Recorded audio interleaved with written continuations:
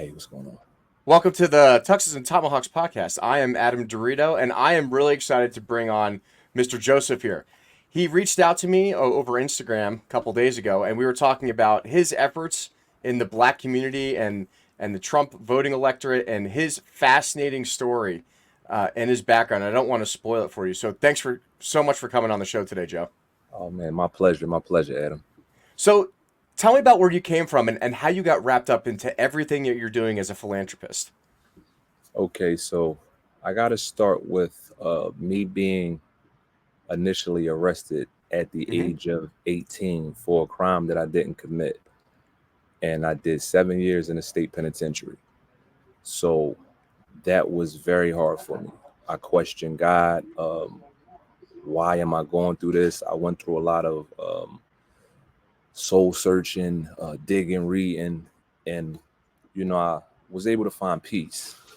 The only thing that gave me peace was spirituality. So my grandfather was literally like a scholar of the Bible, um, and he knew the Bible back to front. The whole Bible.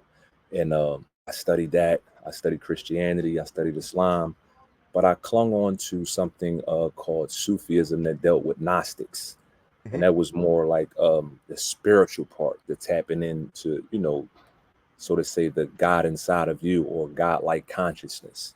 Hmm. So that's how I was able to get through, along with like playing basketball, stuff like that, to make the time go by. By the time I looked up, it was time to come home. But I met lifers, and a lot of them, like me, were wrongly convicted and had life sentences for crimes that they didn't commit. Two of them were actually my cellies, my cellmates. A cellmate is basically like a bunkie college dorm. You got four people in there, and the Right. cell is a lot smaller, 10 by 4, and it's just you and that person.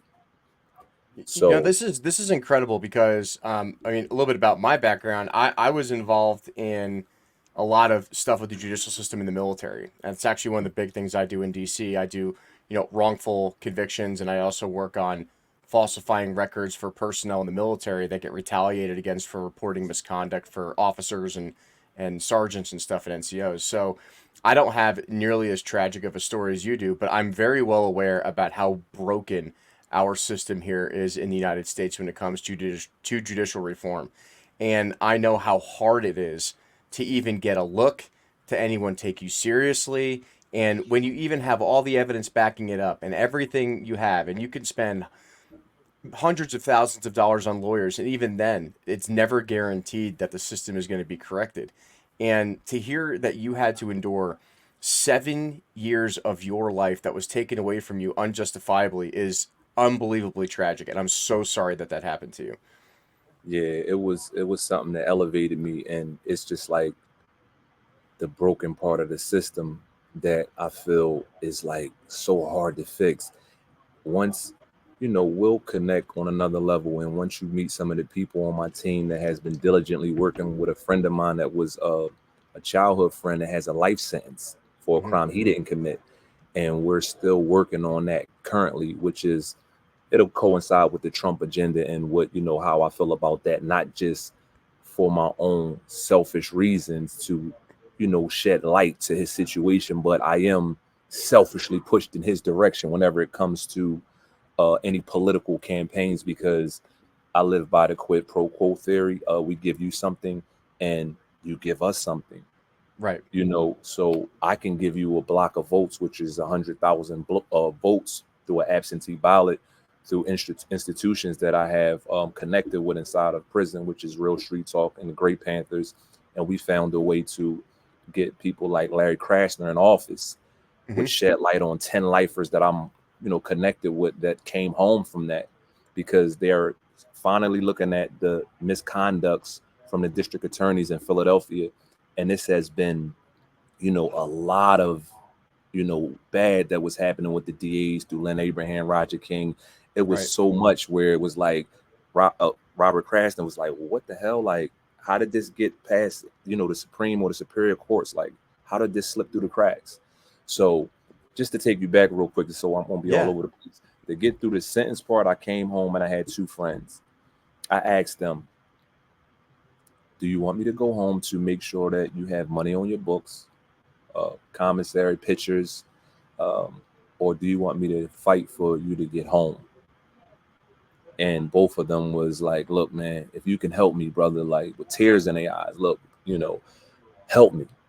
And I never seen guys like that was this strong-willed come to that date after I did all of 10 years all together, glassy-eyed, because it's like you have a brotherhood that you form, and it looks like we're both doing life sentences, and years pass, and then your closest friend says, they just told me to pack up. I'm leaving them all. And it's like, oh shit, this is my best friend. Like I'm getting, goosebumps now, like thinking about it, when I left. And he just like, damn, like tears in his eyes, like, damn, I can't replace you. You was like my best friend, So my whole fight was, how do I find a way to get them back home?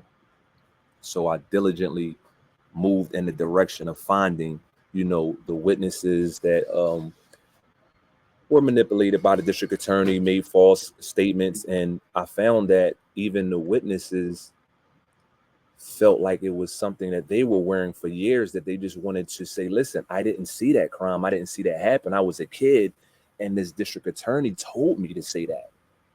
And I'm like, wow. And I'm like, well, I had a little bit of funds. I was working doing trucks at the time, and which I'll lead into how I got started my own trucking company, government contracts, the crypto investments and stuff like that. But initially it was just me working a regular job as a trucker, got my CDL, me, stacking up some money and helping them. It was a lawyer named Emeka Igwe, and he looked at the case, got the recant statement, which is newly discovered evidence. Newly discovered evidence is enough to get you in a new trial. However, on the hearing, it was something called a non-protunct on a post-conviction. And he merged it with an existing issue, and they denied the whole issue, and they didn't explain why. But even if the old issue, the one that he started with, was weak, they could have just been denying that. But for him to add the newly discovered onto it, they denied the whole thing. And I was so upset. So because now they don't really give you a reason of why they denied the whole issue. Right. So it's like a whole fight again to try to get the recant statement, to get the witness, and a lot of stuff was going on. So we still working on that today. My other friend, both of them, I got both of them in trial though. I got both of them back with new sentences. So the job is like 75 to 85% complete, and me doing this on my own.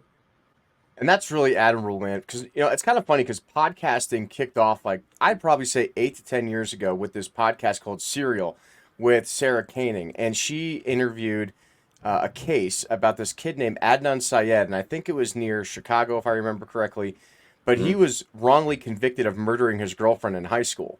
And this guy has spent like 25, 30 years in prison, and it took that long and that podcast to make his case known about all the things you're talking about. Tampering with witness statements, corrupt DAs, corrupt police. And if it wasn't for that podcast, that one little podcast, making notice that people can understand this guy's story, it didn't even motivate the American public to get involved. And when they finally did, the kid was finally exonerated and allowed to leave prison. But it took 30 years of his life away when he was 18 years old. And he had a life sentence for murder. Right. And you're saying all the same exact things that happened to him, but he just got lucky and got on this one little podcast with this Wall Street, journalist, and it got popular. But like you said, there are tens of thousands of men and women who are serving life sentences or massive sentences in this country for crimes they did not commit, because these DAs, they just want conviction rates. They just want to look good. They want to get promoted. And this kind of goes into the politics a little bit of it. We have so many corrupt politicians that are just so bought out, and they're so bought into the system, and they're so about the power in themselves that they forget that they serve the American people. And then they put them in prison because they want to shut them up, and they just want to have their numbers look good so they can get promoted into the congressional caucuses and they can get elected again. And this is something I've been pushing a lot since I came back from deployment, but I have only been interviewing candidates that are ethical and moral. And I want these people to come in under the next, hopefully, Trump administration and start replacing these people that have been so unethical and have treated the American public and have failed their oaths, immeasurably. And just hearing like just even your story and all the work you're doing by yourself, and that's what people don't understand. It's you against the system. It's not like you have Yeah. this giant support system and it's like this all these nonprofits. That goes for like very few individual wealthy people, but no one gives a shit about people in prison. I mean, you even look like Kamala Harris. She was putting men in jail for 25 years for possession of weed. Like, get the hell out of here. 25 years of your life for possessing weed. I mean, I live in Colorado. Everybody's high. And I'm in California, so Right, yeah, exactly. And this is the person that's running for president of the United States, who put tens of thousands of people in jail for massive sentences for everyday stuff. These aren't Mexican drug cartel leaders. This isn't Pablo Escobar. These are correct. just Talking Americans about that marijuana. yeah, they're enjoying their life doing some drugs that is mostly legal around the United States, and you're ruining their life, ruining their families, ruining their kids, costing the American taxpayer millions of dollars spending on DA fees. And it is so admirable that even today you are still fighting this system, even though you got out of it, because you know that it's wrong, and we need moral, ethical people to go back and do the right thing. Absolutely, absolutely. So in proceeding now, we're about 75 to 85% done, and we still have work that we're doing with that. But I want completely off grid, like literally. Yeah, And I say undercover for a lot of reasons, and also to safeguard, my family. I'm from Philadelphia. I yeah, can't have people thinking that, oh, this guy's a billionaire, But the crypto investment that I made, um, just so you know, like a friend told me that was in prison. And this was in 2010. oh Um, yeah, prime time to buy. I wish I bought it when when I was in college. and he said, get Bitcoin now, and I promise you, you're gonna be rich. And I'm like, well, what the hell is Bitcoin? Like, Right. what is it? Like, what do I need to do? He said, just get as many as you can. He said, if you got $2,500 to waste, they was at $1 to $4. Yeah. So I'm not even going to expound on that. Yeah. However, what I'm Yeah. going to say is I was smart enough at the time to have something called a nano ledger. Mhm. I took everything off the blockchain. I had a little bit of fun because Yeah. the numbers went up to like 79. You know what I mean? I had a little bit of fun, and I snatched everything off the blockchain, put it on my nano ledger, locked it away. I'd never cared about the numbers from there, because if I made $1 to $4 investment, I'm okay with losing $2,000. But if it does what I believe it's going to do to hit 100,000, I know that game over. You can't even buy no more because it's Right. only a certain amount that gets produced. Hmm.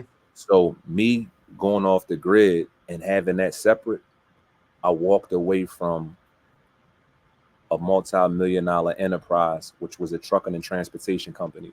Hmm. Because when Joe Biden got in office, it was a bridge that collapsed on 95. It was a Yep. 95 bridge collapse. Hmm.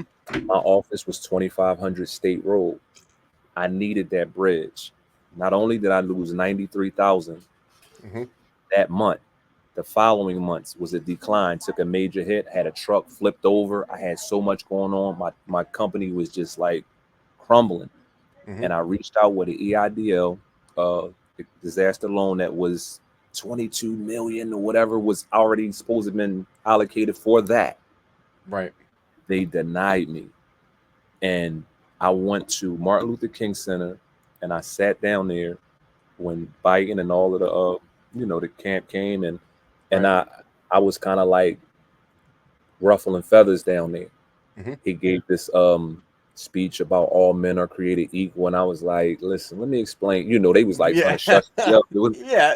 Let me They're explain full of why this shit. is not equal, because all them trucking companies up there got that money for that bridge collapse. Why was I denied? My whole thing was I was pissed off about that. And Sure. my company was declining. And then I realized that even though I successfully made 1.9, and I felt like, okay, my only thing was coming from the penitentiary. Then prior to that, I was in the streets. I had street activity. I wasn't just a saint and went to jail, but I Right. didn't do that. Right. So all I wanted to do was be able to make $1 million without being a drug kingpin Right. and without entertainment. Like, is it another way? And I learned 1% information, financial literacy, where I have so much information about SaaS, which is software as a service of finance. I mean, I know about buying debt acquisitions, buying companies. I know so much where Mm-hmm. I started to turn into a financial consultant. Yeah. And my last deal, when I walked away from the trucks, I got a Maybach and I'm doing great. And three guys that I met, I did some things for them financially, and I got burnt for $1.2 million. Jeez. And I felt like my world just ended, like crushed. Mm-hmm. And let's keep the nano ledger and Bitcoin separate because that don't exist to me. It's like I can't Right. even go. So I got blocked out of three Binance, Coinbase, and Robinhood, where I couldn't even trade no more. Yeah. So I just got my money to this, or my crypto to the side, and I said, you know what, I'm good. However, banks, small banks, would, if you move like say 175K, and you make a quick transaction and you move it from one place to the next, they'll call it a suspicious transaction and they'll And they shut your light you. account. Oh, yeah, they light you up. Oh, absolutely. So Yep. I went through that with Navy Federal, TrueMark, to where I'm like, oh, so now you playing with my money on the stock market and you don't have it to give me right now. So you're going to claim as a suspicious transaction because you don't have it, and then you guys hold my money for 2 weeks before you give me my money, Yeah. and then say you're going to close my account because I'm not letting you play with my money. So then I learned stuff about the fractional reserve theory, the credit creation Mm-hmm. theory, and I started piercing the corporate veil when I said, damn, money don't really exist. No, it's all fiat currency, especially in this country. So it started blowing my mind. I'm in the rabbit hole now, and I'm like, all this to get this what's called money. And I'm like, I started doing research how United States filed for bankruptcy. They issued the Federal Reserve notes, which is promissory notes, and that's no Yep. different from me saying I promised Adam that I'm going to pay him this money on toilet paper. Oh, hell That's yeah. how much that Absolutely. dollar bill is. Yeah. So I know that this financial bubble is about to burst, and it's just like I can't even tell you right now the best way, like, Adam, this is the way to go. Like, I'm just saying, and it's just some financial consultant, I'm saying crypto, I'm giving you a nugget now. Cardano was like maybe $35. I know it's going to go to about $3,000, Mm-hmm. right? That's one of the low ones. I be getting information like that. I know some wells. And that's how I was told about Bitcoin. But I don't say invest all the way in that, right? Make sure you have some here. Also gold, Yep. gold, silver. Gold just hit its highest price ever recorded, like last week. Trust me, I know people that's doing international gold trading, arbitrage deals, like from something called smart contracts or flash loans, Mm-hmm. and they allow you to do it. It got to be fast though, Yeah. and you can move it, internationally, and make 3 million on in between on a gold deal. So I just say cover all bases, and they only saying that they are covering 275,000. So that means that if you have 10 500, million, whatever, yeah, then you burnt. Anything over 275 is what they're covering. So from a financial consultant standpoint, move it around 250, 250, 250, 250, 250, right? Yeah. And then have other places where you have your money. And that's just a nugget for you right there in terms on the financial side. So this is a fascinating discussion because you bring up something that I'm an intelligence analyst in the military too, right? So Mhm, I was overseas, and especially when the Ukraine war kicked off. And mhm. one of the biggest things that I noticed is everyone's like, oh my God, Russia is invading Ukraine because they want to take over Ukraine because they believe it's Russia. Not necessarily. They have a lot of gold and oil reserves in Ukraine. And one big thing that Russia wants to do is to control the food supply. Ukraine Mm. supplies 80% of the food to the Middle East, right? Well, what does the Middle East have? Oil. That's the only thing they're worth. We've been based on this petrodollar concept for 30, 40, 50 years now, right? Right.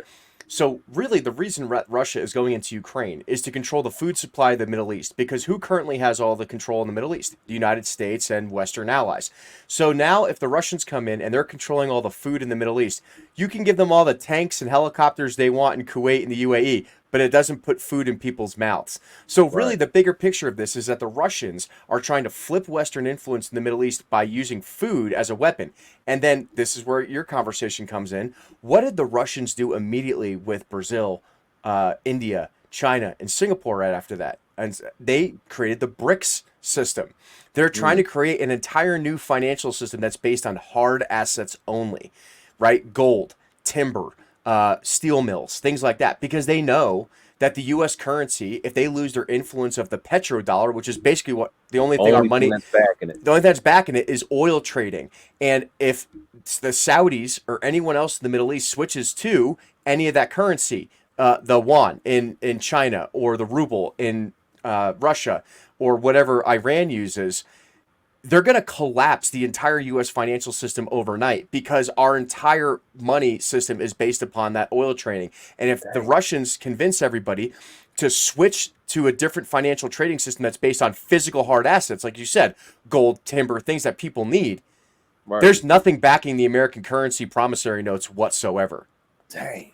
That's crazy, right? And you bring it up, like, this is why people are investing in Bitcoin and crypto, right? Because at the end of the day, it's on a ledger that the governments and all these people can't touch. There's nothing that they can do, right? But in the meantime, they still need a physical currency that is based on something, not the entire industrial, war complex that the United States has been propagating for decades.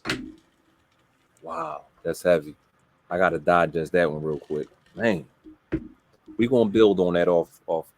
Well, it's just what the thing is people are not paying attention. Everyone think, oh, Israel and Palestine, oh, Ukraine and Russia. I'm like, there's way bigger things at play that people don't understand. Russia understands that Joe Biden is extremely weak, and they can take this influence now while they can, because if Donald Trump gets elected, he's going to stop that.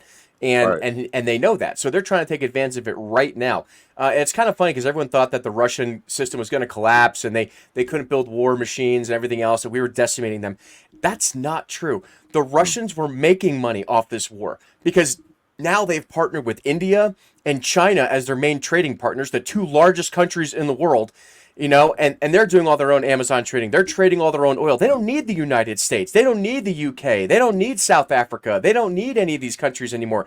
And they're realizing it with the BRICS system. And this entire system, they're trying to collapse and break Western influence because the United States has put on this guise that it's in control of everything. And yes, we still have the largest economy in the world and everything else. But in reality, it's technically, like you said, it's based on nothing. It's based on nothing other than maybe 13 nuclear supercarriers saying, if you fuck with us, we'll blow up your country. I mean, other than that, though, it doesn't really exist. Exactly. And this matrix we've been living in for so long, but people are waking up and they realizing it because prime example, my friend's father that was working in a very big company and he retired, and it's supposed to be, the American dream. You work, retirement, and all that whole drag. Go to school, go to college. I got a whole, treatment on that. And I'm seeing it firsthand because now he's retired and trying to get a job because it's not enough. It's not enough. And then the real kicker is when it's not available at all. Correct. What are people going to do? What are people going to do? Like my grandmother's 100 years old. She lives in New Jersey still, right? Because I'm from the East Coast. I actually grew up in New York and New Jersey, right? And these boomers and all these old people were promised that Social Security is going to take care of them. They're going to pay into the system forever, and they're going to be okay. And now they're realizing, and people think that, like, it's really funny. I wouldn't give shit to the DOD that, like, the Department of Defense that, their budget's $833 billion this year and we're wasting money. I'm like, that's not even our biggest expense. It's only like 18% of the budget. What we're wasting money on in this country is the social welfare programs like Medicare, Medicaid, all these other things. That's actually the majority of what our budget is. But even then, you have all these fake healthcare systems like, you go in for surgery, it's like $250,000 for something that you can go to Mexico for $4,000. You know what I mean? Like, it's just made up because these people are just using it as a money laundering scheme.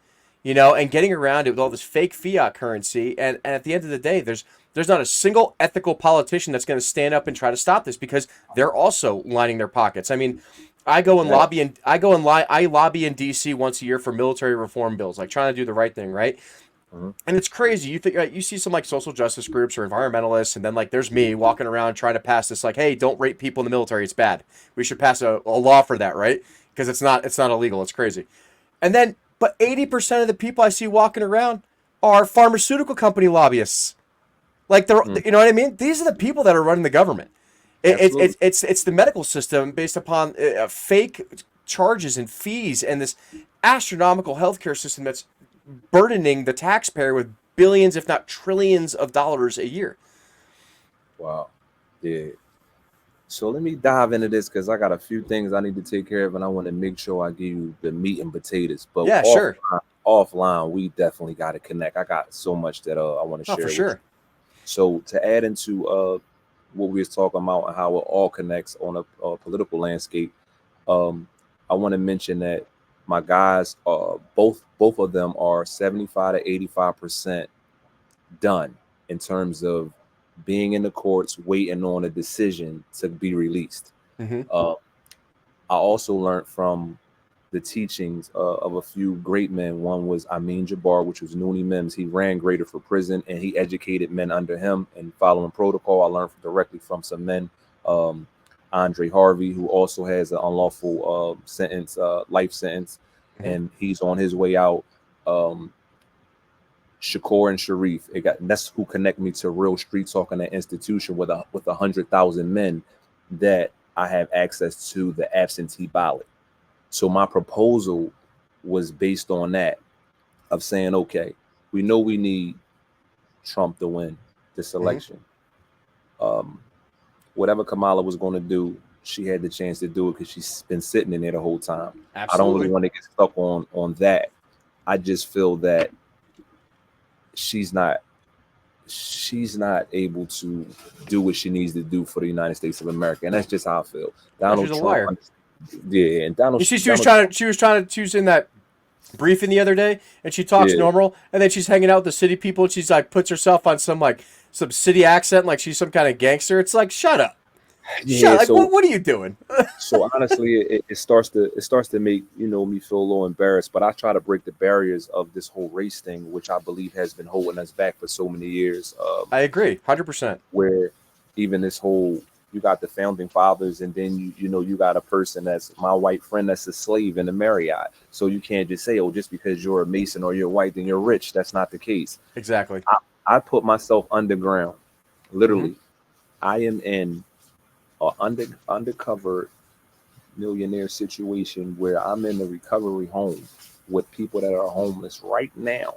That's amazing. I started from the ground because I was tired of dealing with people that's supposed to be rich. And my thing is, I can show you how to build in 90 days from the ground up, and I can show you and prove it from myself by literally coming to another state and starting off being homeless. Mm-hmm. Even though I gotta hide my Maybach down a few blocks away and all of that, get on a bus, and I still do this whole homeless project.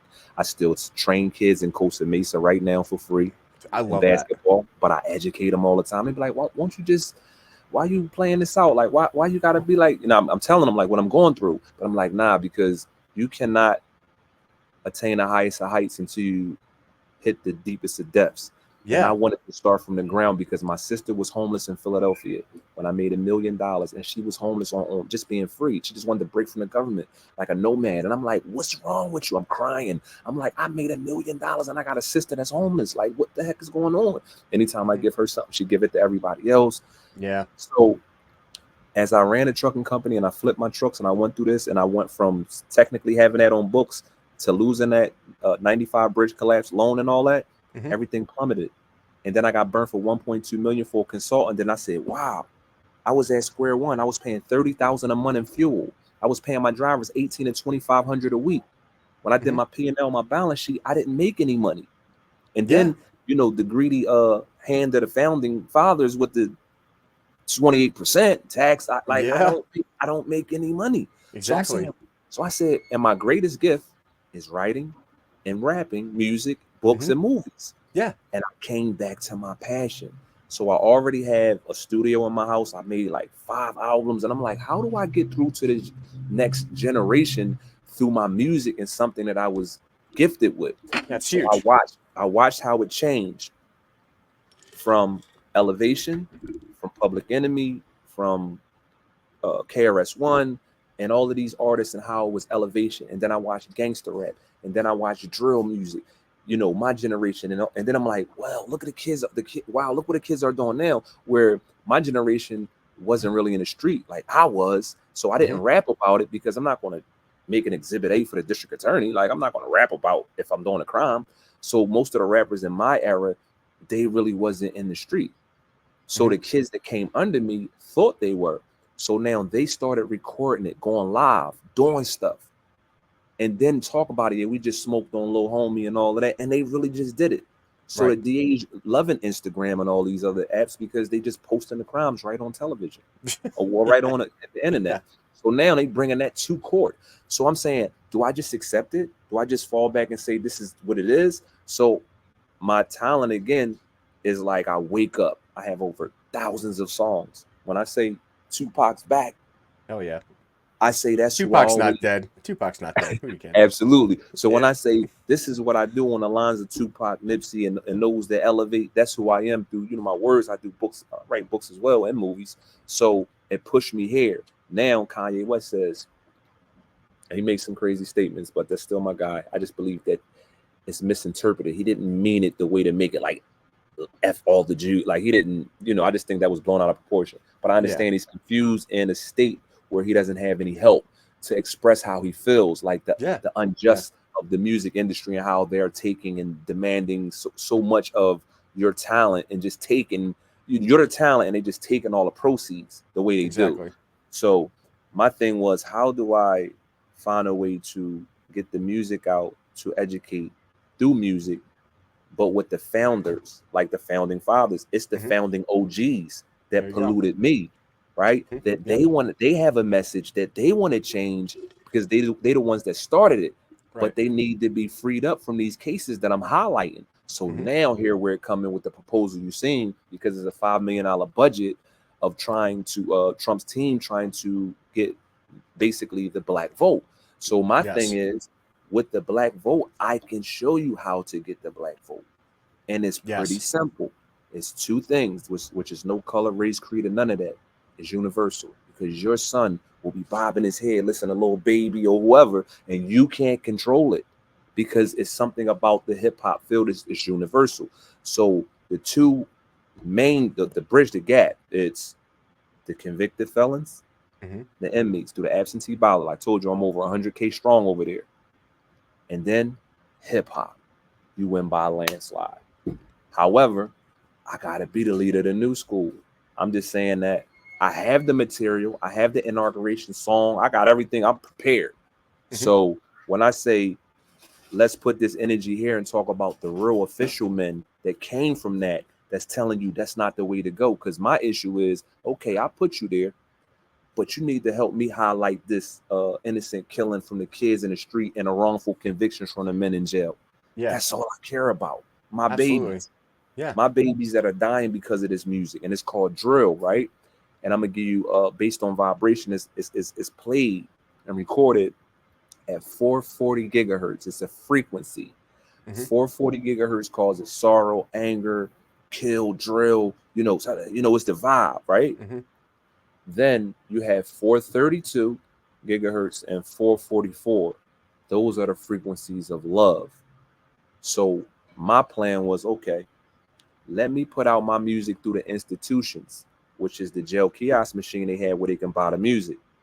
I was doing this pro bono by myself. I put it through the institutions and I have Grammy nominated engineers. My cousin Anthony Bell, Chad West Hamilton, Culture, a guy named Tone Love from Tough Mhm. Crew, different people that I'm forming with, right? To make the music on that vibration, which is healing music.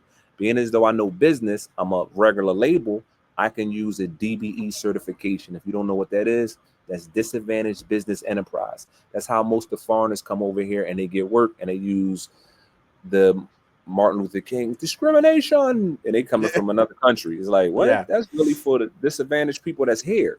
Right. And for my consultant, if it was you, the only people that don't qualify to be disadvantaged in a business enterprise is a white male.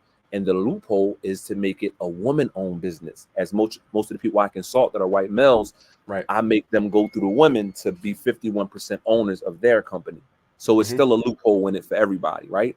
Right. But the only ones that are benefiting the most is who? The foreigners that's coming from different countries. Yeah. For some reason, they give them the blueprint. Like, this is what you do. But we got to dig and scratch and claw. And, so the point I'm making is I already did it. My company is DB certified. I put the music on the kiosk machine. The kiosk machine work out the distro, which purchase the distribution as a label that's disadvantaged, so it's not like a big label, right? So now once I work out the distro, put it in the jails, 100,000 copies is technically wood in the industry. But 100,000 copies at $10 makes me $1 million without having to worry about selling to the world, not based on my age and none of that. Because see, they make hip hop as if you're 35, you're too old. But my man Dave Mathis is the 78, still going on tour doing country rock and all that. So stop trying to make it where my demographic or hip hop is ostracized, like separated. Like, oh no, hip hop that's different. They only could be, 33, and that's it for them. Nah, we're not going to do that. It's art form, and in a form of art. I'm a writer. Art collections. It's my work of art. It's I write to basically I draw pictures until I die. I'm an old painter. I'm Da Vinci. I'm Picasso. I'm still painting my picture, right? Okay, so now I don't have to worry about that even in the industry, because the only people that shut you down from that is a label saying, well, how old is this guy? Nah, we don't want him. So why are they saying that? Because they know if I'm under 35, then I'm talking to nonsense. I'm gonna just shoot him and boo, boo, boo. They know I'm talking to nonsense, but once you get a certain age, you're talking wisdom. So the labels don't want you. I'm not asking for a label. I have my own situation. 100,000 copies is wood in the industry. Then out of 100,000 copies, I donate 25% of that, which is $250,000, to the free appeal drive for the wrongly convicted. I'm doing that on my own. So now once they know I'm doing that inside the institutions, they all buying it up now, because they're like, somebody's finally supporting us and shedding light to our situation. So that's why I'm proposing to Trump and say, listen, I just want to shed light on two things, and I can unlock these votes for you. But just help me get through to shed light on the wrongly convicted. And he already did that with Kanye, talking about Larry Hoover and things. And he did it for Kim Kardashian. Yep. So he has the power to do it, and he understands that. And when I say Trump, I study this boy. I studied this guy. I can tell you everything about the empires in New York. Him, Leona Hensley, Ivan Brodsky, that whole unit. How he did. The only thing I don't like is some of the business things in terms of the Chapter 11 and not paying nobody when you file. Right. I would at least pay the workmen. Some things that I might not agree with. However, he understands business. And a businessman, when he was in office, my company was. Well, I mean, this is why they're trying to stop him so much, right? I mean, I think there's a lot of other politicians that have been talking about the system like you have. Like, they take advantage of people. They count on people being uneducated and not knowing how to utilize it to the best of their abilities. And this is why they're putting so much effort into making sure Trump does not get elected. Because if he does, he's going to come in and like try to break all these walls down. I mean, he even said he wants to hire Elon Musk to basically fire half the federal bureaucrats. I'm all for it. You know what I mean? Because it's massively inefficient. It's not benefiting the American people. And what you're talking about here is not only revolutionary, it's honorable. You understand the demographic that you're trying to focus on. You understand that there's so many wrongly convicted people, and our prison system needs to be reformed. And you're talking about reaching them out through music, which is something they can associate with. It's just like people in the South associate with country music. People who living in the streets, living in the cities, they more align with hip hop and stuff, right? Because that's what people do every day. Nobody really pays attention to politics. Nobody has the time to research all this crap going the government. You know what I do when I get pissed off? I put on my music and I go work on my truck, or I'm going out and doing stuff. Music is what speaks to me. And you're right. Music basically is a love language for us, right? And it puts us, you can be having the shittiest day in the world, but it can put you in the best mood possible just by putting on some headphones and listening to it. And basically what you're talking about here from a military perspective, this is psychological operations at its best. You know what I mean? This is exactly what we do overseas, influencing tribal nations in Syria, right? We use, leaflets, pamphlets, music generation, social media, things like that. Right. And that is such an effective way to get people to talk, to get people to interact, and not even have to be worried about the politics. And it also motivates people to want to work together for a centralistic cause. And for years, it's unlawful convictions and lifting those people up. And I think it's such an effective messaging program. And I think what you're doing is, this is like one of the coolest podcasts I've done, because we're not talking about all the other bullshit everyone wants to talk about and everything else. You're talking about something that's like really deep into the soul of what America is about. And I think that is so awesome. Oh man, I appreciate it. And I need help. The guy that I met that introduced me to you, very special guy, man. And when he met me and we built, because again, with the music is connected, like I was telling him about SaaS, which I was telling you, software as a service. Yeah. And then it leads to, once I put myself in position to get the attention of the kids, I got to, maybe now I'm gonna bring the Rolls Royce. I got to bring all that out. So you're gonna see me going character. I'm just letting you know now. You have to. Yeah, It's it's a bunch of psychological all this. operations, man. You got to play the game. You got to do the Right. thing. So when I show them success, or what they They view think as is success. Right. right now, I got the attention on how I did it. I'm saying I'm homeless right now. I showed you I came from ground zero with nothing, right? And I built this up in 90 days because I understand the structure on how to make a company from credit and buying debt, right? To reassigning it, 850 credit, 5 different, banks, 50,000 in the circle, mirror the funds, 250, and making $1 million literally in 90 days. I got the whole blueprint on how to do it. Simple. Just using the banks and credibility from credit, right? So in zombie debt is a whole, that's a whole nother treatment. I can explain that to you. But when I show the kids that I did that without rap, like, nah, I didn't do that, by rapping and get a check. I did this before I actually did the music. Now there's financial literacy courses, because that's all I really care about is, again, the elders need to fix what they did. I'm almost holding their feet to the fire saying, listen, y'all corrupted me too. And y'all are nothing like that, because you were the same men that built me up and gave me the ammunition to come be a successful millionaire. I took your information. So why is these men still stuck behind this gate and they are innocent? So once we shed light on that, and they come from the top, because you got to fix it from the top.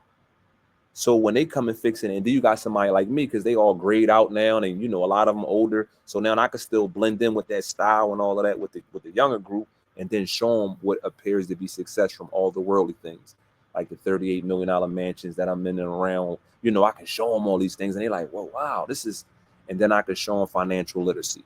That's my main thing, to be able to teach the kids financial literacy. So now I can state to you, listen, you don't necessarily have to be a rapper, and you don't necessarily have to be Stephen Curry or LeBron James. You still can be successful, a successful business owner, and be a millionaire, because I've done it. Just so you know, because when I asked my son, because I'm training them, I know plenty of people that went to the NBA, and one of the convicted, the wrongfully convicted, which is Julius Edwards, DX 7319 in Somerset Prison, he taught me a lot. And in basketball, he was supposed to go to the NBA, right? And his whole thing is he just wants to educate the kids and showing them through basketball and be able to speak to them, because once you deal with them based on their understanding, like I address you based on what you understand, that's how you have to deal with people, based on their understanding. So since you understand these and these moves and all that, well, all right, let me show you that, and then I get to give you some wisdom in between that, you see. So it's not just the old guy with the suit on, hey young fellas, they're not listening to that approach. That approach is not working. So you have to deal with them with according to what they know. So mine is through music and basketball, but also showing them financial literacy, and say, like I told my son, do you really want to go to the NBA? Or do you, and I explained to him, I said, you got to play 82 games. Do you want to be running up and down the court doing that? Because you're kind of lazy. When I asked you to clean your room and all of that, right? You little stuff you don't really want to do. You don't want to hustle. You don't want to run up and down. So you got to play 82 games, buddy. Everyone wants to be Michael Jordan. What are you talking about, Joe? Right. So now I say, or is it just you just want to buy your mom a big house, right? And have $1 million. And he said, yeah, Dad, I just want to buy my mom a big house and have $1 million. I said, well, what if I showed you ways to do that without playing basketball? Would you still want to go to the NBA? That's what he told me, Adam. What did he tell you? He said no. No. So that dream is only based on the fact of success. I see success in that. When I see LeBron James, I see that big house and I see this car and I see my mom being out this ghetto. So everybody's lined up. They think that they need to play basketball. They need to sell the drugs. They need to do this stuff because that's what they see as gaining success. And that's not the only pathway. And it's so admirable that you're trying to show them that pathway, show them those avenues. Because like I said, it's what I give a lot of freaking Americans out here doing with politics. It's like the problem with you is that you choose to be uneducated. You're supposed to be a lifelong learner. You can go out and learn this stuff every day, but people like you who understand the system and are trying to learn it, there's just so many ignorant Americans who just look at their Instagram feed or look on the internet and they think that that's what they have to do to follow the system. And there's so many other ways to get to where you are, where you've been successful, where you could successfully embed yourself into a homeless community and try to bring this knowledge to those people. And it's not something that's common, nor is anyone else that I know even doing that. And I'm telling you, Adam, I met some jewels. I got a guy that I'm writing a story and a book on right now in a movie. And man, this is heavy. So what he told me, what happened to him, you know, it was just completely wrong. And he's from over here. And as he's telling me the story, he was like, everybody took this as it was fact and saying that this guy had this rape and something crazy on his record that this lady posted on something that she didn't have any information and made this story up. And I said, all you had to do was, if you never been convicted of charge, just go on the site, like the Megan Law sites and all that. He said, I was in the gang all my life. I don't know how to use the internet, none of that, bro. I went in here, put his information in. This man is nowhere listed on here. He got a lawsuit, all kinds of stuff going on right now. And guess what I wrote? A story, a book right now, and I'm on a 5th chapter, and I'm gonna turn it into a movie. And the name of it is It's Only Emmett Till It's You. Man, this joint is heavy. You hear me? Yeah, And that's pretty heavy. his story is so interesting. It's like, even without the money, just family members died behind this, because it was like, yo, you need to fix this, and it's different language and culture, and it's gang culture. So it's like, yo, you got this on your record, bro. You can't, people's dying over this. He lost things that he can't get back. And my heart went out to him, and he with me every day, actually in the house with me now, and I've met so many different people like this that's supposed to be at the bottom of the barrel. They have no clue really of who I am. So I'm just blending in and just getting information.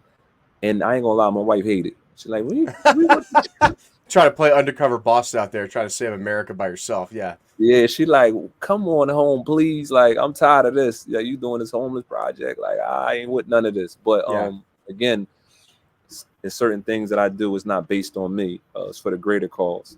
And to benefit my son, like the story of Jesus. If you're religious, you read the Bible, and he sacrifices and said, I put myself on this so that what you can live, right? So you can live, yes. So I'm saying I'm willing to die so that my sons could live, because I already killed myself. My desires are done. I'm eating like all kinds of noodles and stuff. Like, I'm not eating like I was, I'm blending in, and I'm like taking myself back to square one, and building in that process, and knowing I'm only one air away from somebody hearing my story and then seeing my work and saying, come on, an angel investor, a venture capitalist. I'm in a place to be. I'm in Hollywood. Well, Hollywood's right there. All I got to do is take my story anywhere. But again, I have my own resources. You know what I mean? So yeah, absolutely. It's just a process of what I'm going through to pretty much show that it could be done. And this was season 3, Undercover Billionaire. Glenn Stearns and Grant Cardone stole season 3 from me. When I told him it was going to be from Philadelphia, I studied this show. I did. We're going to do a season 3. I got all the texts and I got all the stuff. And he ended up doing it with Grant Cardone season 3. And it didn't make no sense, because I said, well, Glenn, I was showing you somebody that came from the struggle, that didn't have anything, that built $1 million trucking company. It don't even make sense that you would do that with Grant Cardone, because he's already rich technically. Right. And then they ran it without me or whatever. So, I kind of left it alone, didn't try to file any paperwork and none of that, even though I do have the emails and some other things that happen, but I constantly create. So when I say, Adam, like the things that I created since I've been here, since 2010, I was working on a television network called PTVN, Joseph Collins, Punch Television Network. We was on that, doing something called Shadows of a Legend. I was involved with that. They redid that show when somebody went to go see Russell Simmons, and then they came out with a show called Growing Up Hip Hop. Took our whole concept. So I'm saying I'm so used to having great ideas, stole from me. But if somebody steals this one, right? Thank you. Because all I want to do is shed light on these two situations. It's not about fame for me. Because if I could do this behind a mask, because that's what I really wanted to do. I wanted to put a whole mask on and be undercover through the music so nobody would see me. Because I just never cared too much about being famous. You know what I mean? Like behind the scenes was cool for me. So that's pretty much everything laid out, man. It definitely was a pleasure. I got, a few things I need to take care of. No, for sure. But I want to give you a call, so that we can discuss some things further and basically finding a remedy too, because any resources that you may have that I'm working with, and that's pulling together to make this common factor and, Trump actually win by a landslide, because we can't afford to have Kamala on that seat. I 100% agree. And Joe, I am so happy that you got introduced to me. This is a fascinating thing, and like we can do some cross country integration. You know, I could introduce you to some of the guys I know. You know, we could start getting your story out there because it's so unbelievably important.